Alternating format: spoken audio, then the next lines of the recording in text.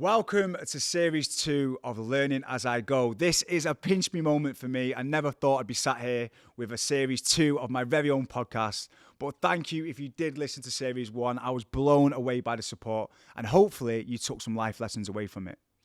If you've not listened to this podcast before, this podcast is all about self-development. I'm very much on a journey of self-development and I just want to keep working on myself.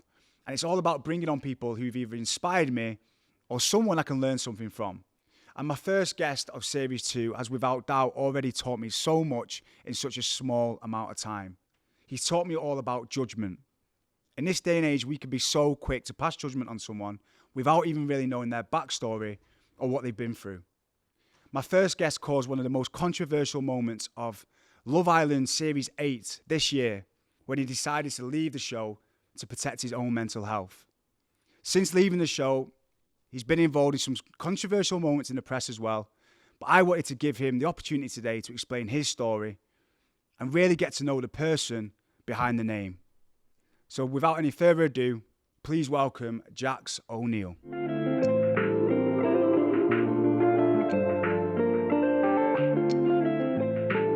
Welcome, Jacques, to my new podcast. I know you're a little bit nervous today, so am I. It's my first one back, so let me just say, put yourself at ease. I just wanted to talk, Jacques, about what everyone really wants to know, really. Like Love Island. It was a massive series this year. You went on there, you caused one of the biggest moments of the series when you decided to leave to protect your own mental health. But let's talk about it. Why did you go on Love Island and what was it actually like? Why did I go on Love Island, you know? To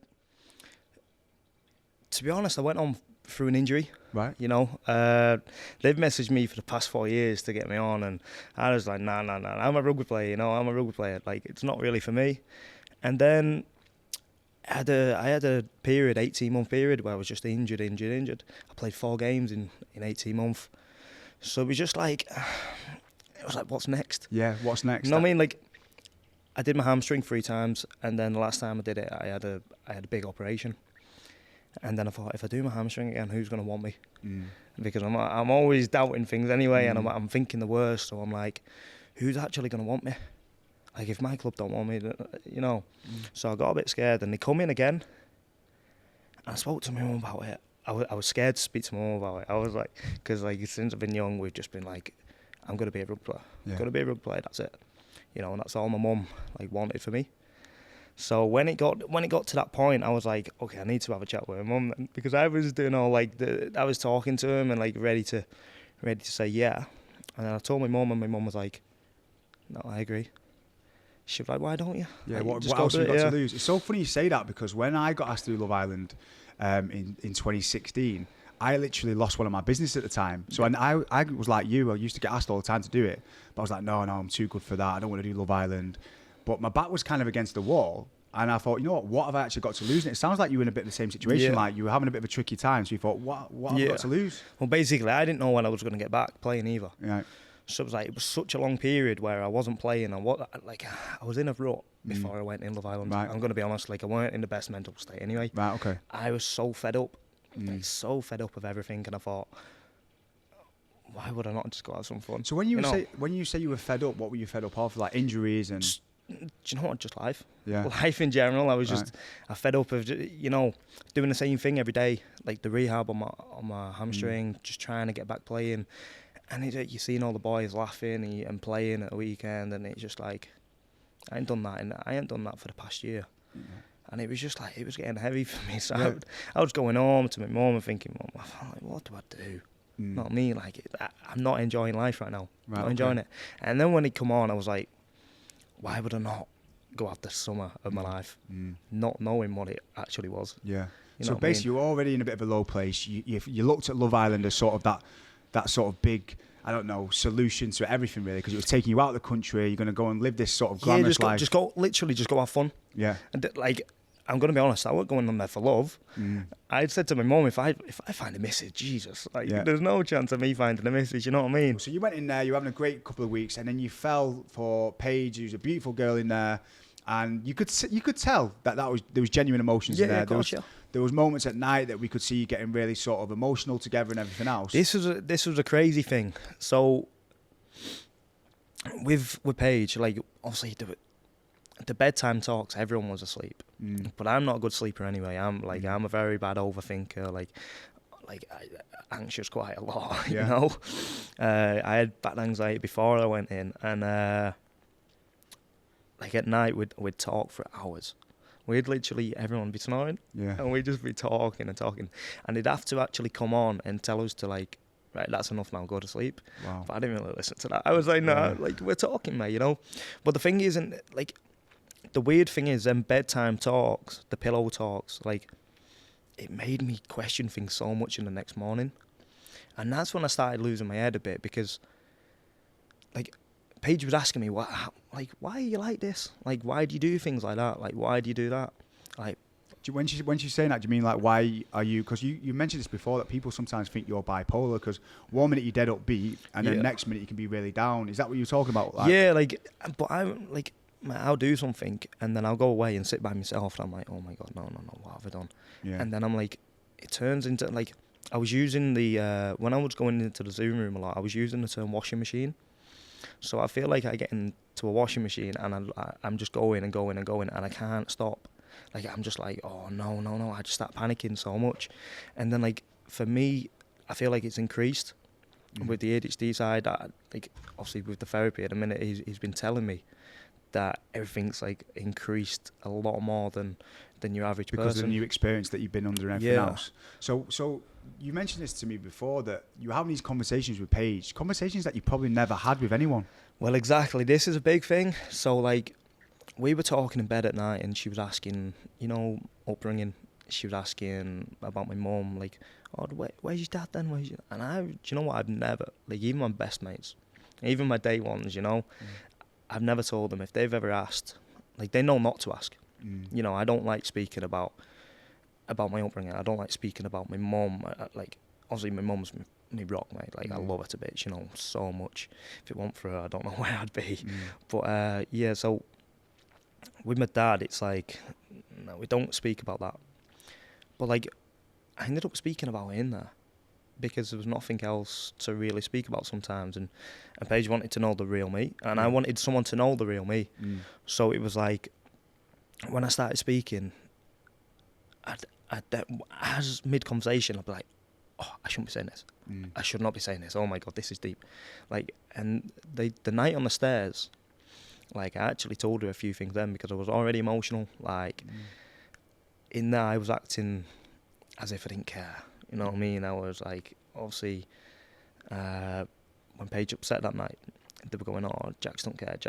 It's like, it's not that I didn't care, it's that I can't show that I care. I can't show emotion. I can't show that I care, because I've always been the one for my mum to be the tough one. You know, like, there's been no man around my life ever. I feel like so that with like, you, Jacques. One thing that really stands out to me is that with you, when you first meet you have got that kind of lads mentality, that lads banter, which I think comes from the rugby side of things as well. And like you said, your upbringing, being a man around the house. But you've also got this side that we're hearing now, this big heart to you. And it's part of the reason why we wanted to work with you and support you, because I know you're a good guy, but at the same time is, you are a little bit sort of impulsive, and you wear your heart on your sleeve sometimes. And 1 minute you can be really kind of abrupt, and the next minute you can be like... The thing is with me, like, so let's talk about the live. We may as well get it out there, you know? But wait a second. Before we go on to that, let's just finish on the Love Island stuff first.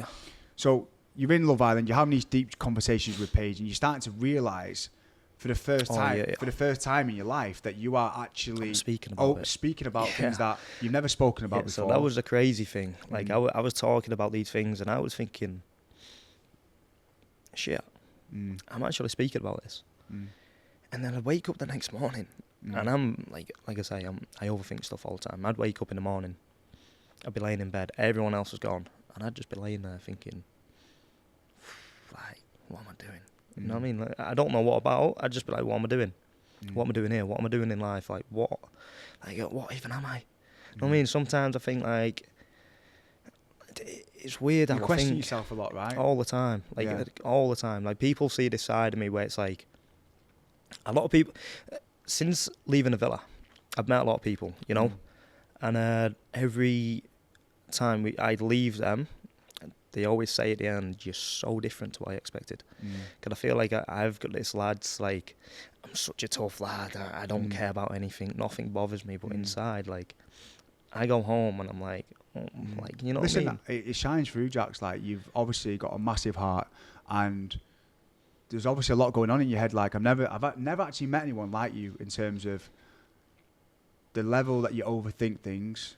You are so hard on yourself as well. So I can imagine in a situation, a foreign situation like being in a villa, everything must have been even heightened so much. Yeah. And I know you got to the point in there where you did have some great times with the boys and everything else, and you fell for Paige, but then you decided, which I think, to be honest, was one of the most courageous things I've ever seen on Love Island, is that you decided to leave the villa. Yeah, so before Casa Amor, I was very, like, I was saying to Paige, I'd go now. Like, I'd happily leave. I went in for a best friend, I found a best friend. Okay, let's leave then. Like, I'm not in it to, you know what I mean, get to the end. Like, I never thought I'd get through 1 week, to be honest. Like, so I was like, okay, I've been here long enough, you know. I want a life now without cameras, without a microphone, without people telling me what to do. Like, producers producing a show. I didn't want that anymore. I just wanted normal life. And then we found out it was Casa Amor in a couple of days. And I was like, okay, let's stay. You know, let's stay. And it's weird. It's very weird because Luke had slept outside the first night. And I was prepared to do that as well. I was like, okay, I'll do that. Just because I didn't want Luca being by himself. And I was like, it's respectful anyway. And do you know what really got into my head? Because the first day the girls come in, and people have said this, I was like a light switch, mate. I just changed. And it's great. I'm so glad I'm being able to speak about it because I want people to know. And so the girls come in. I wasn't interested. I was like, okay, well, listen, I'm never ever going to get with one of these girls. With Paige, there's no point. There's literally no point. I don't want it. So I followed Luca out the first night. We went out together. And they come on the tannoy.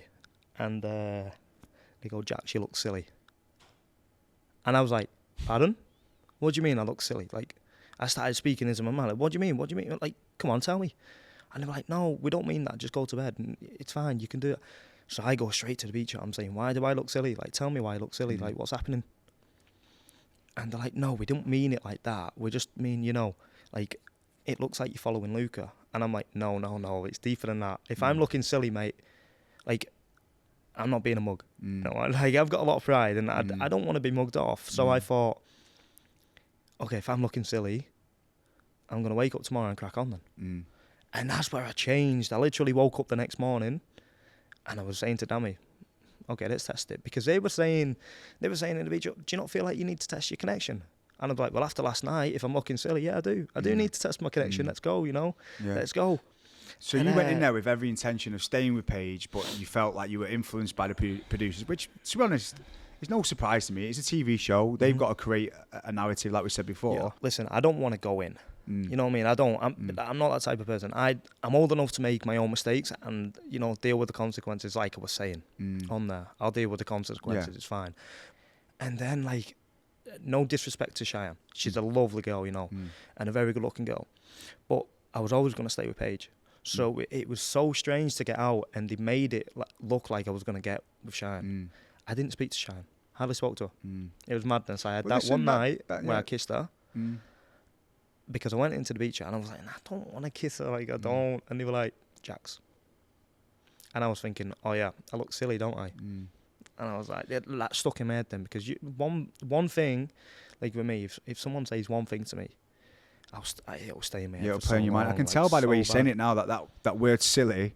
Oh, is man, like honestly, literally like it's running over and over in your head. I don't want to look silly, so that, you know. No, I get it. So listen, we understand it's a TV show, and I don't want this to come across in any way that we're bad mouthing Love Island, but at the same time, it wasn't necessarily right for you. It wasn't right for me. You couldn't be yourself. No. You couldn't be the authentic person that you wanted to be. So you decided to leave, and for me, that just shows that whole experience. A lot of people will go into a show like Love Island for fame, for money, and to live that life. For you to decide of your own accord to walk away from that, I thought was really courageous. And I think that's the moment when the public sort of really bought into you and went, you know what, first of all, fair play to him for holding his hands up and going, you know what, I'm not meant to. Yeah, because I just want to speak after Casa as well. Mm. Because obviously Paige come back and I was so happy she was by herself. But Mm. I was still like, and as soon as she sat down, I said to her, I've done a few wrongs, you know? Mm. And as we sat down and we spoke about it, and I was like, wait, did you not do anything? And she was like, no, I made him offer. I was like, oh my God. And I think to put things in perspective, like, you guys were only together for what, like 2-3 weeks in there? Yeah. Like, it's a very short amount of time. I think it's all heightened because we're watching it every single day. Yeah, but yeah. really, like, you're a young lad, you're going to go in Like onto on a the, show I and feel have a bit like of fun. on the outside, every 23-year-old, Yeah. after 2 weeks, would still be dating other people. Mm. You know, but it's a weird one because when I sat down, I said, I think you forget we're single. Mm. It was probably the wrong thing to say, Mm. you know, because in there it is deep, and Yeah. it was deeper than that for me. 100%. You know, but like it was just weird, man, and that's why I said, okay, well, if you can't get over it, I'll leave, Mm. because there's nothing else here. Even if another bombshell comes in, I'm not bothered. I'll just go. I'm done with the experience. I've had my fun. I've had me downs as well, so I'm ready to go. And then I was like, do you know what? I can't leave like this. I need to make it up to the girl first. I need to make it up to it and then go. You know, and that's when I thought, like, I've done enough now. Mm. I've done enough, and it's playing on my mind. And I was just, listen, if I didn't leave when I did, I could feel myself getting into a really, really bad place. It was real bringing me down, and I thought, I need to get out. Yeah, so you made that decision and you said your emotional sort of farewell to Paige, and then you left the villa, right? Mm-hmm. So then talk to me about when you left the villa and you saw the response and stuff, and there's loads of sort of controversy around you and everything else, and I know that whilst you were in there, your mum actually put out to the press that you struggled with ADHD, which, if I'm honest, knowing you now, everything makes sense because of that. Does that make sense? Like you staying up late on your own, not being able to sleep, overthinking things. So you came out and all this was in the press about your mental health and ADHD and everything else. Where was your head at when you first came out, and what was it like? When I first come out, I literally had like my phone. I just had to put it to one side at one time. I was just like, oh my God, this is way too much. But do you know what the hard thing was? The hardest thing was, like,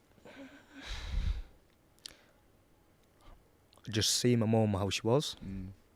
And it was like, because like I say, you know, like me and my mum, and it was just like, seeing my mum be in a state how she was, and like, and me just, I couldn't even leave the house. You know, I just wanted to. Sorry, mate. Oh, mate, you're making me upset, man. It's alright, bro. We'll take a minute. Wow, you got me then, bro. Sorry, mate. You got this, bro. So go on, talk to me. How was your mum? What was actually going on? Like, when I got out of the villa, I had to go into a holding villa, and I FaceTimed my mum, and my mum was just going, Jack, just get home right now, just get home, just leave the villa. And I was kicking off with her. I was saying, listen, get me a flight right now. Like, I just want to be with my mum, like, because I knew she was in a bad place. She was breaking down on the phone, and I was just like, mate, I just need to be there for my mum, you know what I mean? And when I got out, like, I went home, and she went, Jack, you can't go out. We can't go out. Like, everyone hates you. And I'm like, yeah. Like, everyone hates me, like. And it wasn't even about that. Like, I just listen, like I say, I didn't go on for fame. I didn't go on for anything like that. I just wanted to get out of a bad place where I was in before the show. And it was like, I just wanted me and my mum to be okay.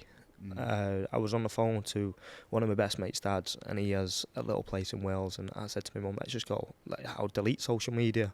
I'll forget about all this, you know. And like, we'll just put it in the past. And she went, it's not going to change anything. You're still going to go out. You're still going to be known by everyone. I was like, no, but I don't want that. I just want me and you again, Mum. Like, that's it. I'll do anything just to give it a few months and go back to rugby and just be normal. So was your mum having to deal with a lot of like hate and stuff? I had to move out. I had to move out straight away. Right. I lived at home for a week, and I couldn't go out the house. I was in bed till 3 in the afternoon, like just eating like comfy, and like my mum just left me alone because she tried speaking to me and I couldn't. Do you know what was weird? I was so numb after the villa. It killed me to see the way my mum was, and I couldn't even speak to my granddad. I couldn't speak to my mum like about like deep stuff because I'd just break down.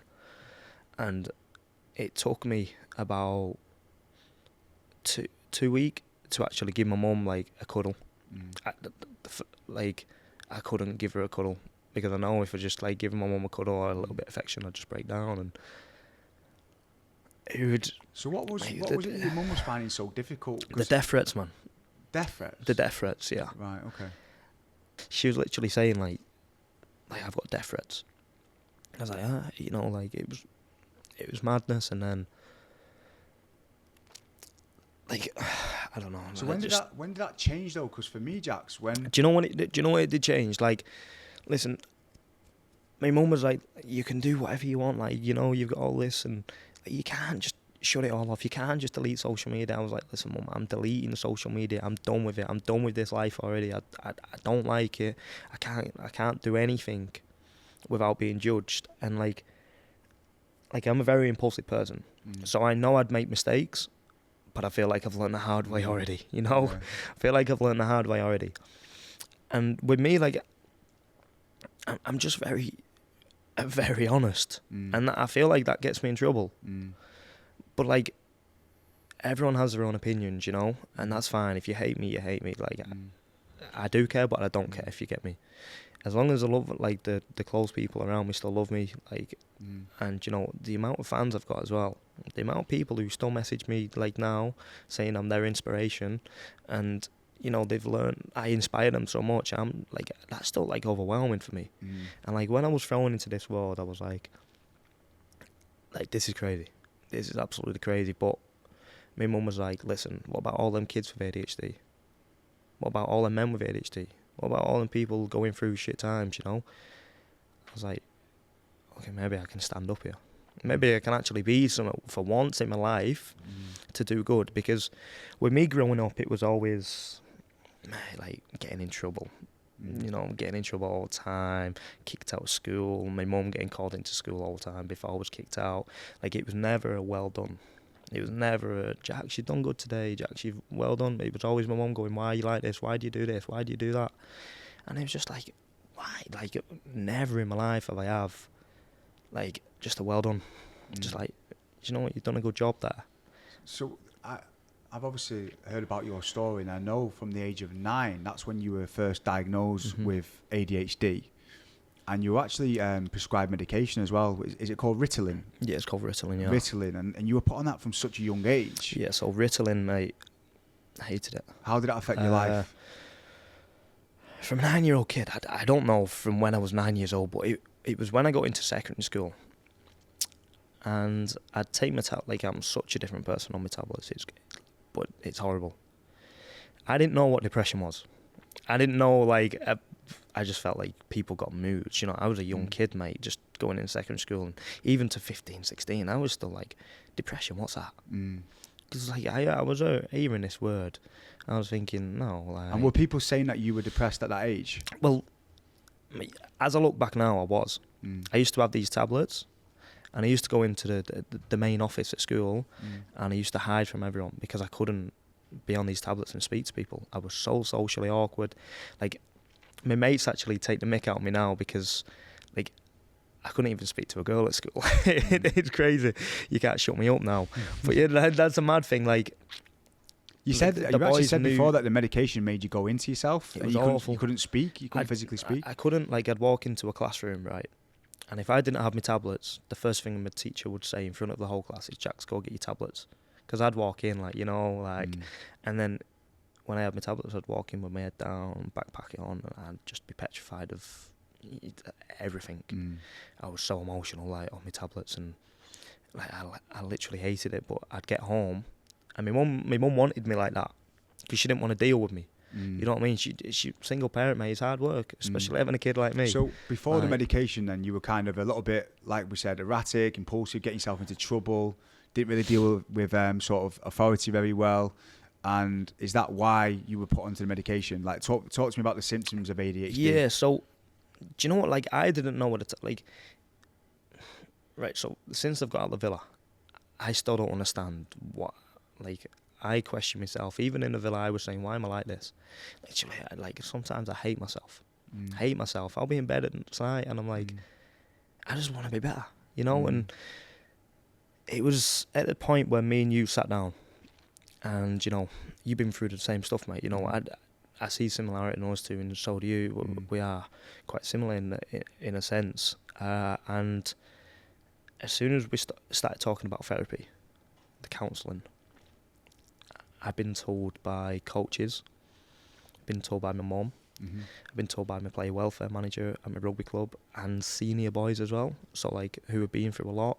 34-year-olds telling me, Jacques, you need therapy. Like, you need counselling, you know? Like, you're a bit, like... It hasn't been easy for me growing up. I don't want to get into my... we'll talk about that, but you've been told all your life that you need some kind of counselling and therapy. And as soon as I sat down with you and you said the same thing, and I was like, this might be the thing what helps me to grow as a person. And after Love Island, I've realised all I want to do is be a better person for other people as well, and for myself and for my family, you know. And now, my first session, I remember I texted you, didn't I, before I went in? I said, nah, I don't want to do it. Don't want to do it. I was so ready to, like, nah, I'm not doing it, Scott. Nah, you know, no chance. And I remember walking in. So just for anyone who doesn't know, basically when Jacques came to see us, we recommended him having therapy, and he went to see my therapist, Gareth, who I've seen for about 8 years now. And to be fair to you, this is what I really like about you, Jacques. When you feel like you're being respected, you are kind of open to ideas and stuff. So when I did suggest you going to therapy, you were like, I'll give it a go. But obviously, the day before and everything else, you were very nervous about going in. We'll talk about that, like why I respect you as well, you know. We will talk about that. But yeah, so I went into this office, to this room with Gareth. And he sat me down, and we're like this, and I was just like, okay, he's not getting anything out of me here. Like, he was talking to me, and I was like, nah, like I am, you know, so closed off to people, like, so, like, unavailable. And he was like, mate, you need to talk more. I said, well, I don't know you. I'm not going to speak to you, am I? You know what I mean? Like, I'm not going to speak to you. Who are you? Yeah. I only did it because, like, I know I needed to do it, but when I actually got in there, I was like, nah, I don't need this. Yeah. I don't need it. Which is like a natural reaction to kind of shut things off. And then when we started speaking, he was, like, unraveling stuff. He was like... It was like unwrapping a Christmas present. I started, like, talking. And the next minute, I'm like, I take a deep breath, and I just start flooding tears. I just break out so much. And I'm just sat there on the settee, like, in front of this man who I've never met in my life before. And I'm just crying my eyes out, and I say, I'm sorry, I'm going to leave. And he's going, no, it's fine. It's fine. And I started yawning, and I was just exhausted, like, just talking, because he wanted to know everything about my life. And I feel like when I was telling him stuff, it was weird, because he's heard a lot of stuff. Yeah. A lot of stuff. And then at the end to me, he went, you need this. You know, and when he said that, I was like, oh, he's seen thousands of people. You know, probably in a lot of worse state than me as well. And been through a lot of worse. And so, yeah, like, when he said that, I went the week after, we started talking, and, you know, like, whatever, and I broke down again. And the third time I went, I was in a better mood. You know, I was in a better mood. I was actually, like, happy that day. And I went in and I said to him, look, mate, I need to tell you something. He went, yeah, what's up? I went, don't make me upset today. I said, I'm in a good mood right now. Don't change my mood, because I walked straight back out. And he went, well, we can't really do it then. You know, if you're not going to talk, you don't want to get deep. I went, all right, I'll leave. I stood up, was ready to go, and he went, just sit down. Come on, let's talk. And then in the end, we started speaking again. But So for you, it must have felt like a massive relief being able to talk about something, because for you, for me knowing you for this short amount of time, I can tell that you have got your guard up massively. You've got this kind of this front, which you probably had to protect through rugby and everything else, which we'll talk about in a minute. But there is obviously a lot going on inside your head, from childhood through the journey that you've been on, like being prescribed Ritalin at the age of 9 to the age of 15. Like, I can't even comprehend where you've been at mentally. And like I said, I've met a lot of people after them come out of Love Island, And I'll be completely honest with you, I've never been more worried or concerned about anyone more than you. And I don't mean that in a way that you're some kind of charity case or anything like that. I mean in the sense that you need support and you need it. Not before you went onto Love Island, you needed it. Does that make sense? And I feel like there's so much potential and hope with you because you are such a good person. You've got such a good heart. But I feel like you just need people to believe in you. Do you find that, like you said to me before, that no one's ever really believed in you before? No. Like, where does that come from? I don't know. I think it's just from like growing up and never being like the best at anything. Like I was never the best rugby player either. You know, my mates were getting signed and I was like, why am I not getting signed? You know, like I'm getting man of the match here. Like I'm playing better than these and they're getting signed and I'm not. What is it? Because I've got one thing what stood out when I was younger, my mum could never like fund anything. We struggled a lot. You know, I used to go to dinner school sometimes, and I wouldn't. You know, she'd give me her last £2, mate. Like we've always struggled, and so I was like sort of blaming on that because I knew I was a good player, but I was like, maybe they're not signing me because my mum can't take me training. But then in the end, you know, Castleford, who I signed for at 15 years old, actually took a gamble on me, you know, and bless my mum, mate, she drove 3 times a week to take me training. Like that was her priority. Like she has nothing in her life except me and my sisters, you know. And so for me to make it as a rugby player, that was all we wanted. Like as a family, that is all we wanted. That's all we like banked on. Is me just being a pro rugby player, and that's it. That's all we had. Because if I didn't have that, I don't know where I'd be right now. Rugby saved me, like massively. So obviously you've talked about your mum so much throughout this and you can tell how close you are. I've met your mum, she's been down to our office and your bond is just like no other. Where did that come from as well? Like what's it been like growing up with your mum? Growing up, crazy. Both crazy people. So, listen, with my mum, it's like, I don't know where I'd be without her. And it's likewise, she don't know where she'd be without me, you know. We're both each other's rocks. And, it's just like from a young age, mate, like she's done like, I'm going to be honest, she's done amazing. For a single parent, as a single parent goes, like to all the single parents out there, well done. Because I know how hard it is I've seen it, you know. Well done to everyone who's a single parent because it is amazing how you can do it. And I feel like my mum, she's just done such a good job. Like people might disagree, you know, and whatever, but like I couldn't have asked for like anything better, you know, literally couldn't have asked for anything better. So like growing up, it's just me and her, you know. My sister, my sister was around. She ended up living in a hostel at 16 years old. Wow. You know, she moved out. She's got ADHD too. Oh, okay. Yeah. So she does things very impulsive, you know. They had an argument one day. She moved out to a hostel, lived there for ages, didn't want to come back home. So it ended up just me and my mum for a while. And I wasn't a kid to like party. I wasn't a drink. I'm still not a big drinker now. And I wasn't a kid to party. Like when it got to the time, like 15, 16, and my mates started going parties and interacting with girls, I wasn't like that. Like my mum made sure I didn't do stuff like that. It was just literally, you have to make it in rugby. You have to. If you don't, where are you gonna be? You know, like we literally banked on me making it. And because you always say to me as well, like you're a council lad. You kind of come from nothing. Like what was that background like? Like was it difficult? Listen, if we go into it, it's weird because I've never ever spoke about it before Love Island, but now I've started therapy. It's easier to speak. So I was 18 months old, and it's weird if I say this, but my name Jacques, it has a meaning behind it. We were moving to a foreign country. We were getting out of England, you know. My dad was still around at the time. I was 18 months old, and you know, we were going. My mum at the time was suffering with real bad depression. So I'll say he was still around at this time, and we were all ready to move abroad. You know, we were all ready to go elsewhere and get out of England. And one day, I just took off without us, you know. And for my mum, obviously, suffering with 3 children at the time as well, was very hard for her. Very hard for her. And, like, I don't know how she's done it. You know, I literally don't know how she's done it.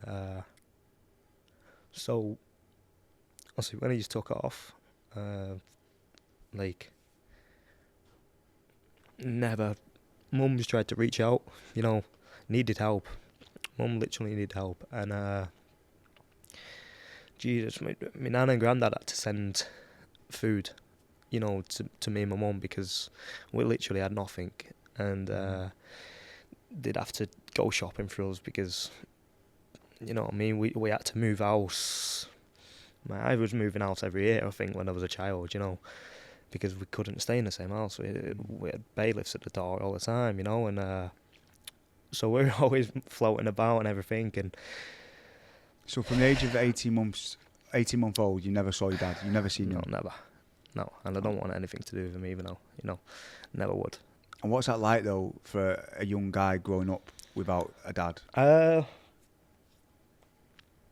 Okay, because I've got my mum. And that's why you're so close? Yeah. Because I've seen what she's been through as well. Like, with my sister's dad, she went through hell. Like, absolute hell. And so it's like, for me to grow up, to know what my mum went through, I always had to be that person who couldn't show emotion in front of my mum, because I was the one looking after her. And as I got older, whatever, I went through what I did when I was young, and we got to a point where I moved away at 16 years old, moved to Leeds by myself. Well, just Castleford, just outside of Leeds. Is this when you got signed to Rugby? Yeah, so I got signed, so it was the best moment of my life, but the worst, because me and my mum were separating. But she had no money to move house. We had nothing, so I was like, Mum, don't worry, I'll go make it for us, and then we'll be fine, you know. And I went away, moved, and it was about 8 months later, and Mum rang me up one day and said, I need to see you. And we went for a meal and everything, and she sat me down and she told me she's been diagnosed with an illness.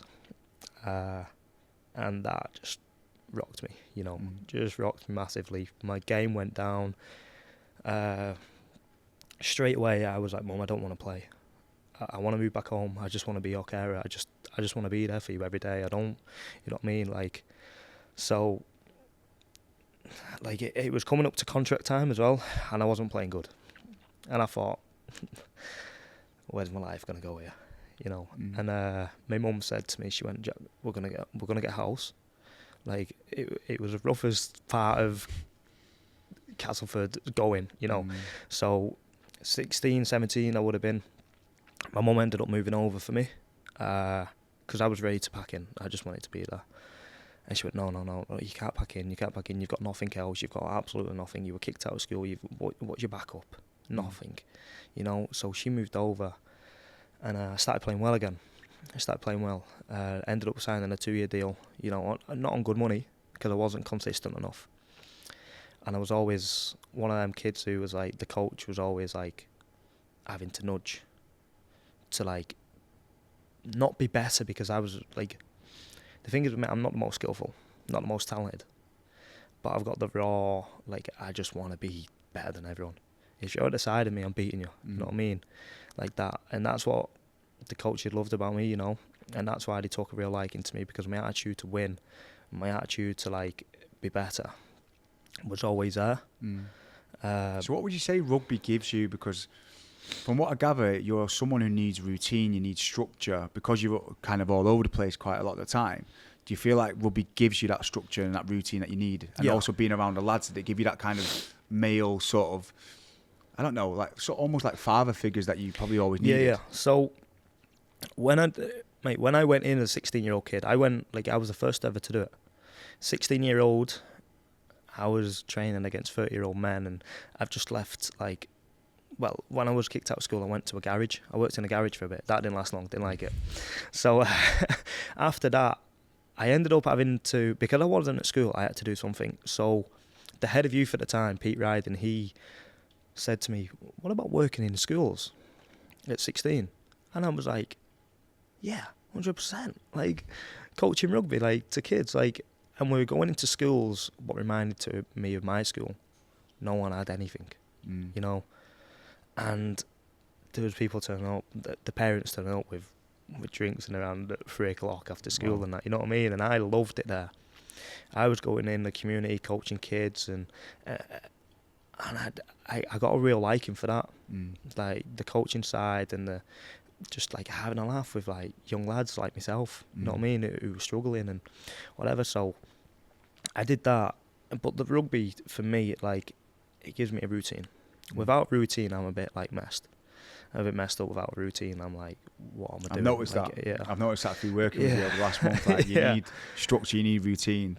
But then one thing that does shine through as well is that you do genuinely love kids. Like, anytime I've seen you around kids, whether it be at a rugby game or when the young fans come up to you, like, you genuinely get a buzz out of that. And is that something that started when you started working with kids in the community? Yeah, 100%. I was like 100%, mate. Yeah, like even at the gym I'm going to now, a kid come up to me the other day. No kids go to that gym, but the one, his mum goes, so he come, and he come up to me and went, like, I want to be like you. And I was like, what? Like, to hear someone, like, to hear people say that is like, I'm still getting used to it.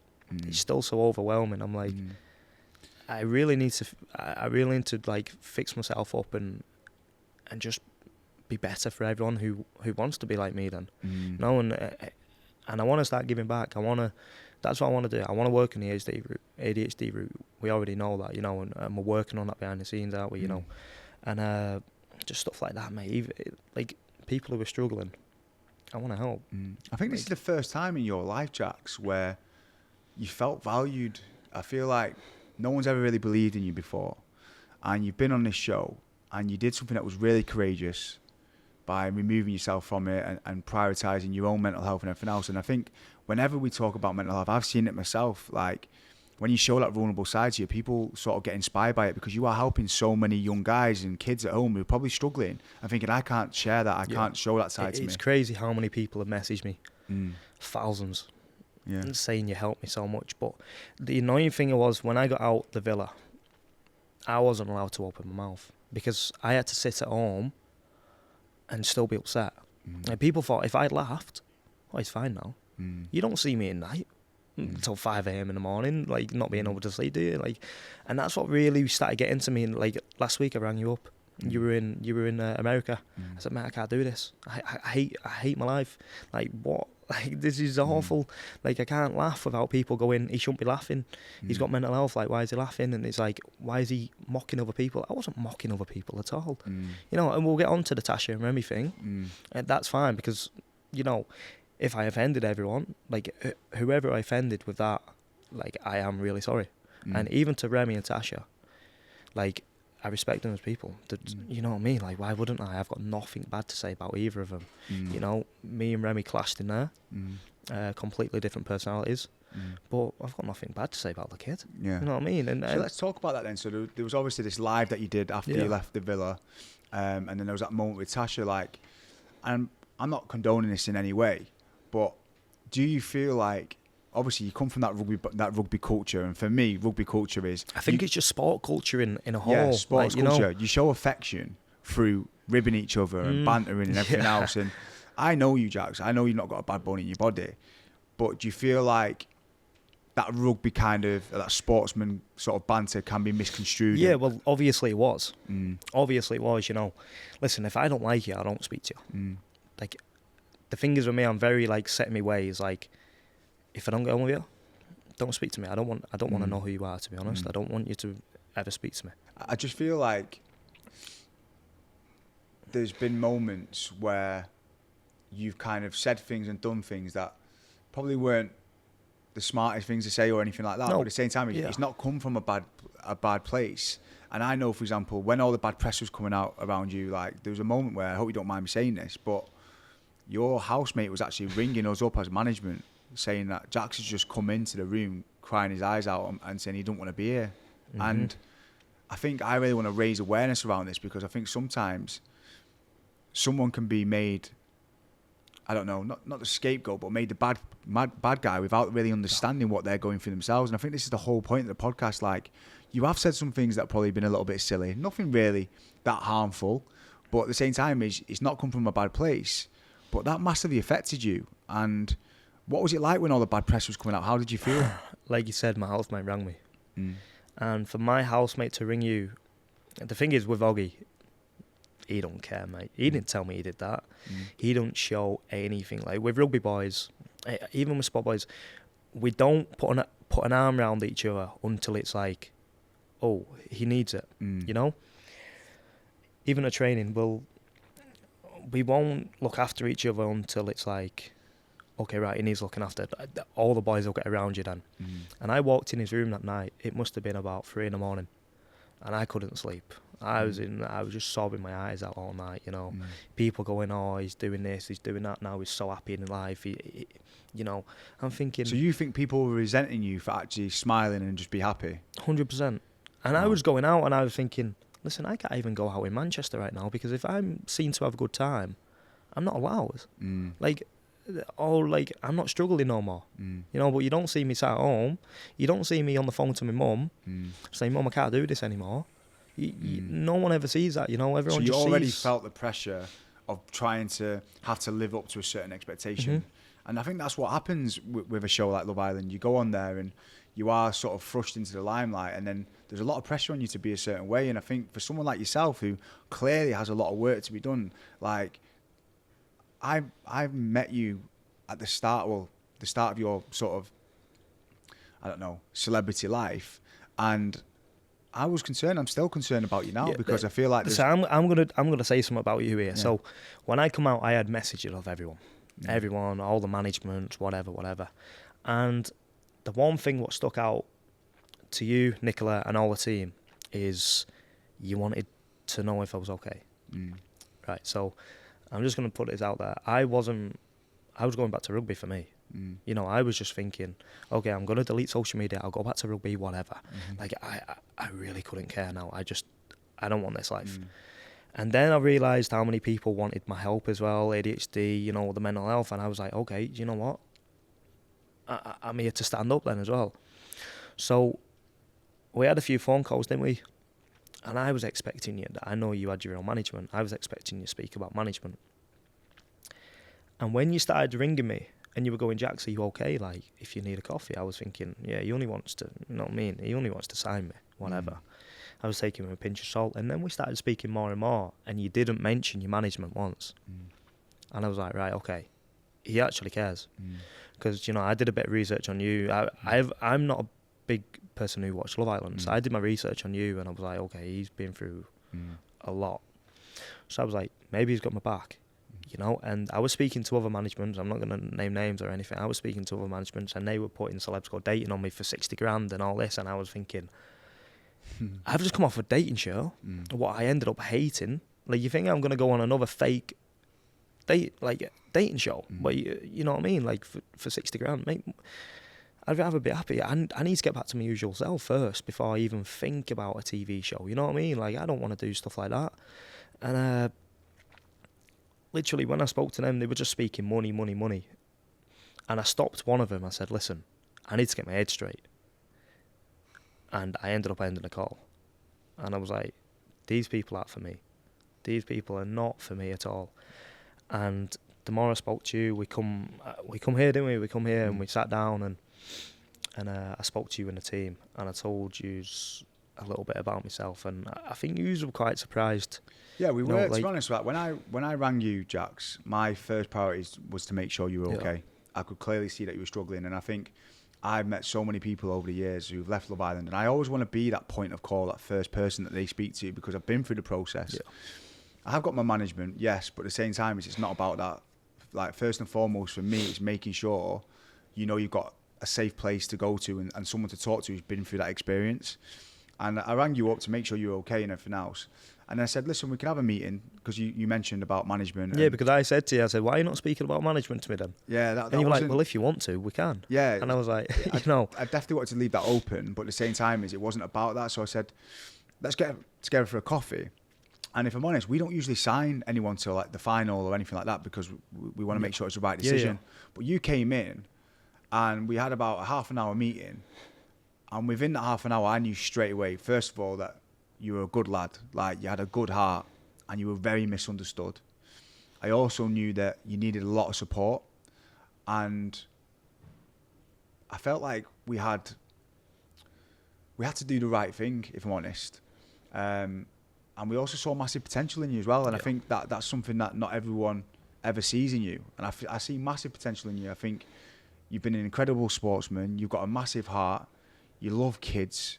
You want to help people. You genuinely want to help people. It's not some kind of PR stunt. Like, do you know what I mean? I see this the is way what's annoying me at the minute as well. People thinking, like, even when I put that apology out, it was like, oh, like, his PR management. I was thinking, this is what's annoying me. Private message Tasha and Remy. Yeah. And now I'm apologising to everyone else. Like, people are going, oh, you need to apologise to the main people. I'm thinking, I've already done that. You don't know that because that's private business. But again, it comes down to the theme of this podcast is judgment. And I feel like even I judged you a little bit before I met you. I thought he's just going to be a bit of a daft young lad who's coming in there and everything else. But when I met you, I went, Joe, there's so many layers to you and people need to understand you and put all business and everything to one side. From a mental health point of view, I wanted to make sure, because I'm going through this process. I've had a therapist now for 7-8 years and I'm still working on it now.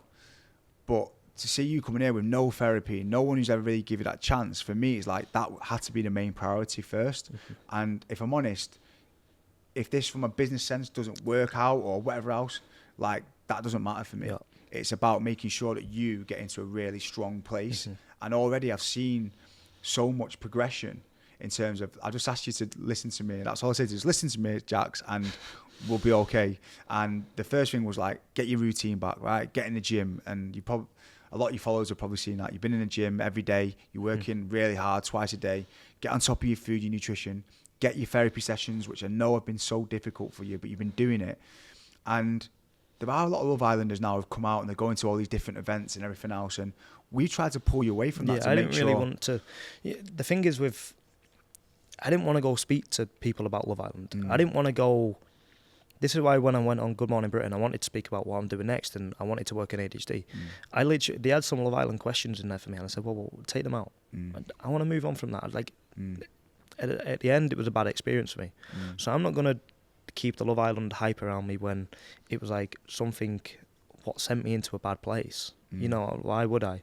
So like all these like events, parties together, to be honest, the last thing for me is I needed a party. You know, I need to be training in that gym. I need to be, you know, getting my... There's going to be moments where...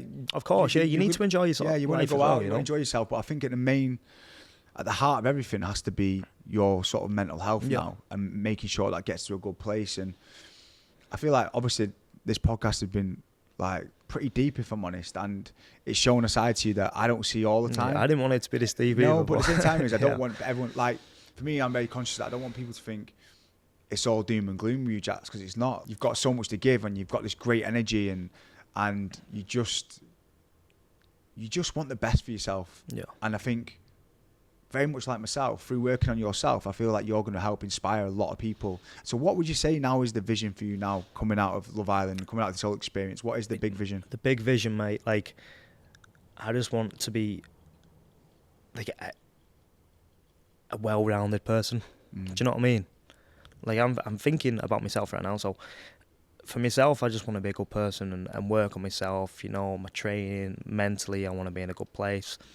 I want to be good for my mum and people around me, and even like, I'm going to say fans, you know, because people are telling me I've got fans and I'm starting to believe that.